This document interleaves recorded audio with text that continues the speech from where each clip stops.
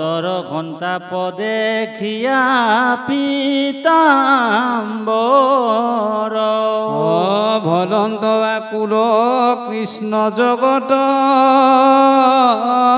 জনক কমল নয়ন ভৰি বহব দুতক ৰাম পীত বস্ত্ৰে মুচি মুখ তেজিয়া নিশ্বাস স্নেহে উদ্ধৱক ধৰি বুলিলা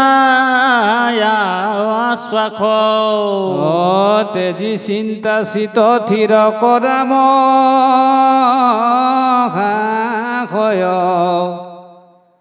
তজু দুখ দেখি মোৰ নহহে হৃদয় ৰাম স্বৰূপে জানিলা তুমি আমাৰ আশয় বংশক সংহৰি আবে চলিও নিশ্চয় সাধিলো উদ্ধৱ দেৱতাৰ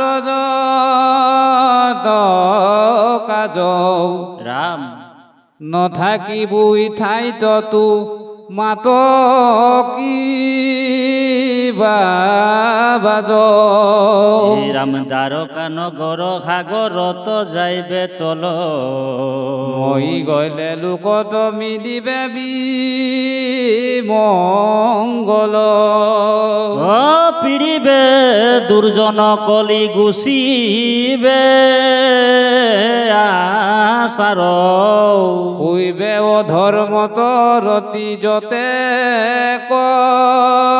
প্ৰজাৰ ৰাম তুমি আমি দুয়ো গলে মিলিবে অনৰ্থ লুপ্ত হইবে জ্ঞান ইটো ভকতিৰ পথ ৰাম অধৰ্মে পিড়িবে যাইবে লোক অধুগতি ভকতিক ৰাখি তুমি থাকিও সম্প্ৰতি ৰাম মুহুৰ বচন ইটো নচাৰিবা ভূমি শ্ৰৱণ কীৰ্তন প্ৰৱতায়া থাকা তুমি ৰাম ভকতি নভৈলে ভূমি যাইবে ৰখা তল মোৰ আজ্ঞা পালি ৰহিও কম বল ৰাম কিন্তু ঐত নাথাকিবা কহিলো প্ৰকটি মুত চিত দিয়া ফুৰা পৃথিৱী প্ৰজতি ৰাম যত দেখা শুনা মায়াময় স্বপ্ন সমৌ হৰি মই দেখি দূৰ কৰা মতি ভম ৰাম জ্ঞান কৰ্ম ভকতি কহিলো কৰি ভেদ ভকতি পৰম পন্থ দিলো পৰিছেদ নাহিকে গুৰু তম গতি ভকতি পৰে নিস্তে কহু ভকতিহে মোকো বশ কৰে কৃষ্ণ কৃষ্ণ কৃপালু বাপাই সমস্ত পৰমেশ্বৰ ভগৱন্তৰ পুৰুষৰ কৃপা বলত আজি আমি সৎসং পাইছোঁ। তিনিটা বস্তু মহাপুণ্যৰ ফলত লাভ হয়। মহাপুণ্যৰ ফলত সাধুৰ সং হয় এক। ২ নম্বৰ হৈছে মহাপুণ্যৰ ফলত সুপুত্ৰ পায়, বৈষ্ণৱ পুত্ৰ বা ভকত। আৰু মহাপুণ্যৰ ফলত সুভাৰ্যা পায়। এই তিনিটা বস্তু মহাপুণ্যৰ ফলত লাভ হয়। আৰু আপোনালোক আমি আজি ভকতৰ সং পাইছোঁ। ভাগ্য উদয় বহু জন্ম সমৰ্জিতে সৎসংগ চ লভয়তে পুৰুষয় য়াদা। আমাৰ পৰম শ্ৰদ্ধাৰ প্ৰাণজিৎ গগৈ প্ৰভুজনাই খুব কম সময়ৰ ভিতৰত আপোনালোকক এই মায়াময় সংসাৰৰ কথাটো অশাশ্বত ধনজন জীৱন যৌৱন এই তত্ত্ব গধুৰ কথাৰে আপোনালোকক অকমান আনন্দ দিলে।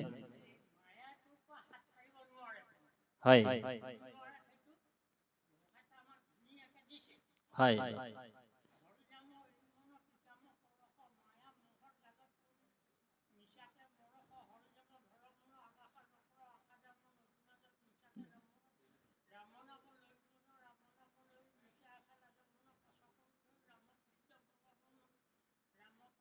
बोलो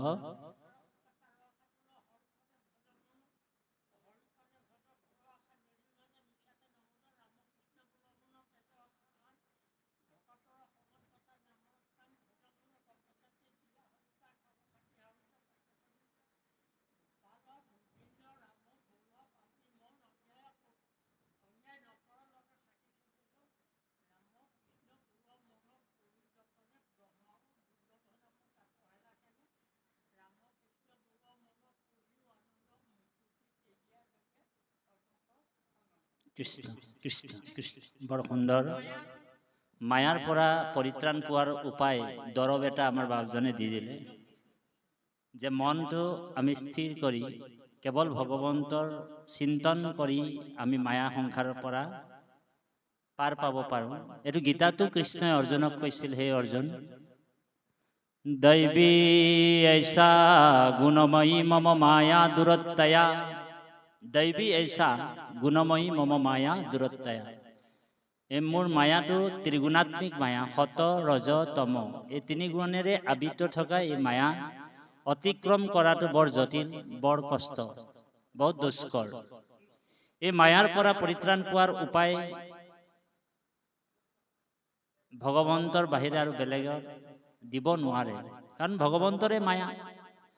কাৰণ ভগৱন্তক মায়াপতি বুলি কৈছে। মায়াপতি মানে মায়াৰ পতি কোন, মায়াৰ স্বামী কোন, বোলে ভগৱান।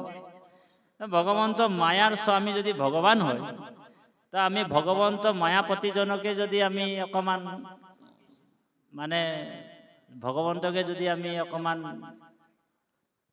প্ৰেম ভক্তিৰ যোগেদি যদি আমি প্ৰসন্ন কৰি ল'ব পাৰোঁ, তেনেহ'লে ভগৱন্ত মায়াৰ পৰা আমি পাৰ পাব পাৰিম বাপাইসকল, নহয় জানো? কৃষ্ণই অৰ্জুনক কৈছে, হে অৰ্জুন মামেব প্ৰপদ্যন্তে মায়ামে তম তৰন্তি তে, যোনে মোৰ ওচৰত কায় বাক্য মানে শৰণ ল'ল শুদ্ধভাৱে দেই বাপাই, হয়নে বাৰু? শুদ্ধভাৱে, হয় হয় প্ৰভু প্ৰসাদে মিলয়। গতিকে এই ভগৱন্তৰ গীতাৰ নিৰ্ণয়। গতিকে এই মায়াৰ পৰা পৰিত্ৰাণ পোৱাৰ একমাত্ৰ উপায় কায় বাক্য মনে আমাৰ মনটো ভগৱন্তৰ চৰণত অৰ্পণ কৰিব লাগিব। কাৰণ মনটোতে গোটেই ব্ৰহ্মাণ্ডখন আমাৰ আছে। মনে সমস্ত জীৱত মনটোৱে আপোনাৰ মূল বস্তু বুলি কৈছে। মনে পাপ পুণ্য স্বৰ্গ, মনেহে নৰক, মনেহে কৰিছে ভেদ আপোন পৰক, হয়নে বাৰু? যতেক ইন্দ্ৰিয়গণ মনৰ অধীন, মনৰ আজ্ঞাহে পালে ৰাত্ৰি দিন, মনৰেহে আজ্ঞা পালি থাকে হয় ৰাত্ৰি দিন।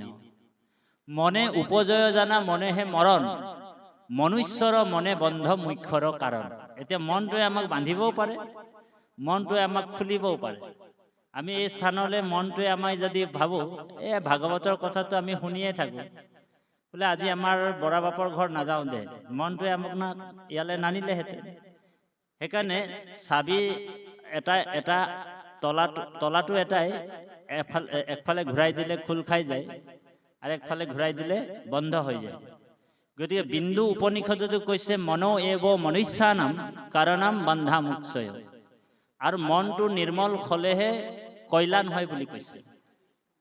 লাগিলে আমি 1000টা তীৰ্থত স্নান কৰোঁ, 1000জন দেৱতাক উপাসনা কৰোঁ, কিন্তু যদি আমাৰ মনটো যদি পবিত্ৰ নাই, মনটো যদি আমাৰ মানে শুদ্ধ নহয়, তেনেহ'লে ভগৱন্তই কৈছে যাৰ মনটো পবিত্ৰ নাই তেনেহ'লে মোক সেইজন লগ পাব নোৱাৰে।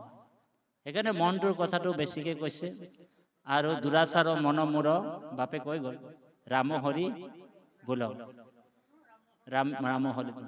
সেইকাৰণে মনটো কৃষ্ণৰ চৰণত লাগি থাকিবৰ কাৰণে মহাভাৰতৰ শকুনিয়ে এটা কৃষ্ণক প্ৰাৰ্থনা কৰিছে, বৰ সাংঘাতিক প্ৰাৰ্থনা। এই মনটো যাতে কৃষ্ণত লাগি থাকিব, শকুনিয়ে কৈছে কৃষ্ণ তদ্দেয় পদ পংকজৰান্তে ঐদবয় বিশুদ্ধ মানস ৰাজ হংস প্ৰাণোপয়ান সময় কফবাত পীত কণ্ঠাৰোধয় স্মৰণম কুতেষ্টয়। মহাভাৰতৰ শকুনিৰ প্ৰাৰ্থনা, ভগৱান কৃষ্ণক প্ৰাৰ্থনা কৰিছে শকুনিয়ে, হে কৃষ্ণ, সকলোৱে গাব প্ৰাৰ্থনা ভাগ। মহাপুৰুষ মাধৱদেৱে অনুবাদ কৰিছে। হে কৃষ্ণ তজু পাদ পদ্ম পঞ্জৰ ভিতৰে মোৰ মন, হে ৰাজহংস পক্ষী থাকুক প্ৰভু ঘৰ বঠা, প্ৰাণ পয়ানৰ সময়ত কফবাত পিত আদি যত কণ্ঠ নিৰোধনে তোমাৰ স্মৰণ কথা, ৰাম কণ্ঠ নিৰোধনে তোমাৰ স্মৰণ কথা। মহাভাৰতৰ শকুনিয়ে কৈছে প্ৰাৰ্থনাটো। ভগৱান কৃষ্ণক কৈছে, হে কৃষ্ণ তজু পাদ পদ্ম পঞ্জৰ ভিতৰে মোৰ মন। এই মোৰ মনটো বোলে ৰাজহাঁহৰ নিচিনা, যেনি তেনি উৰি যায় প্ৰভু, হয়নে বাৰু? কতো স্থিৰ নহয় মনটো, চাবচোন। এই মোৰ মনটো বোলে ৰাজহাঁহৰ নিচিনা যেনি তেনি উৰি যাব বিচাৰে প্ৰভু। বোলে এটা কাম কৰক প্ৰভু। ভগৱানে কৈছে, কি কাম কৰিম? বোলে এটা কাম কৰক প্ৰভু, বোলে তোমাৰ পাদ পদ্ম পিঞ্জৰা ভিতৰত, পিঞ্জৰা এটা আছে নহয় ভগৱান পাদ পদ্ম, এই ৰাজহংস ৰূপী মনটোক বোলে, তোমাৰ মনটোক বোলে পিঞ্জৰাত বন্দী কৰি দিয়ক। ভগৱানে কৈছে, কিয় বন্দী কৰিম? প্ৰশ্ন আহি গ'ল। ভগৱানৰ যেতিয়া ক'লে, তেতিয়াহ'লে হেৰিয়ে কৈছে, শকুনিয়ে কৈছে, শকুনি যে প্ৰভু বোলে মোক বোলে যেতিয়া অন্তিম সময় হ'ব, মনত ৰাখিব কথাটো, বৰ গুৰুত্বপূৰ্ণ কথা। বোলে যেতিয়া মোৰ অন্তিম সময় হ'ব, তেতিয়া মোক 3টা যমদূতে ধৰিব বোলে দেই। বোলে কি 3টা যমদূত? বোলে কফ, বাত আৰু পিত। বোলে এই 3টা যমদূতে বোলে তোমাৰ নাম ল'বলৈ নিদিবও পাৰে, হয় নে বাৰু? বোলে তোমাৰ নাম ল'ম বুলি ক'লে কফে ধৰি ল'ব, বোলে ঘেৰ ঘেৰ ঘেৰ ঘেৰ কৰিব, হয় নে বাৰু? এতিয়াতো ঠিকে আছো, আমি চবে নাম লৈছো ধুনীয়াকে, কৃষ্ণ ৰাম হৰি ৰাম। চাব, অন্তিম সময়ত বোলে আপুনি যেতিয়া বিচনাত শয্যাত পৰি যাব, বিভিন্ন বেমাৰে আপোনাক ধৰি ল'ব, কফ বাত পিত একলগ হৈ যাব, স্মৰণ শক্তিটো নাথাকে, বিবেক শূন্য হৈ যায় দেই বাপা। তেতিয়া চকুবিলাক এনেকে কৰি কৰি চাই থাকে মানুহবিলাক। আৰু ভগৱন্তক স্মৰণ কৰিম বুলি ভাবিলেও পৰিয়ালবিলাক গুচি যাব, পৰিয়ালৰ মানুহবিলাক যাব, ল'ৰা ছোৱালীবিলাক যাব, কুটুম্ব পৰিয়ালবিলাক যাব। আৰু এই মানুহজনক বেৰি ল'ব। বেৰি কিনি কি কৰিব? এজনে ক'ব, তোৰ দেউতাক সোধচোন, বোলে এই বাহনী তলত মাটি ধৰা, বোলে কাৰ নামত কৰি থৈছে? বোলে সৰুটোৰ নামত নে ডাঙৰটোৰ? হৰি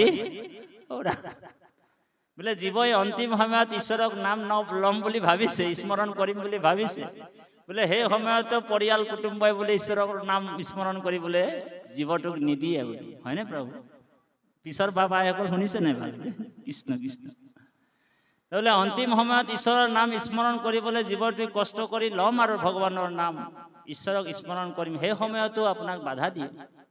আৰু কিছুমানে ক'ব, বোলে তোমাৰ দেউতাৰ বোলে একাউণ্টত, পাছবুকত বোলে নমিনীটো কাৰ নামত আছে, অকণমান চেকটো কৰি দিব, সুধি লোৱা কথাটো দেউতাক, এই অন্তিম সময় আৰু দেউতাক। গতিকে বাপাইসকল, 3টা